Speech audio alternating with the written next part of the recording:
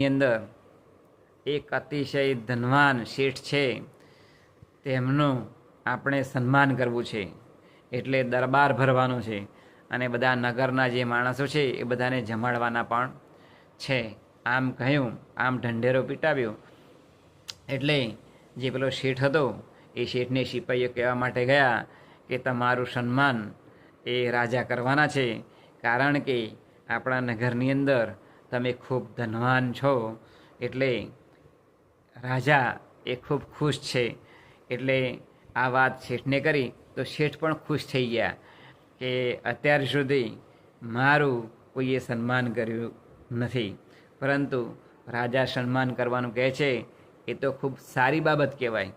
એટલે જે દિવસ એ દરબાર ભરાવાનો હતો તે દિવસ આ શેઠ પણ ગયા અને બધા જે નગરના માણસો હતા એ નગરના માણસો વચ્ચે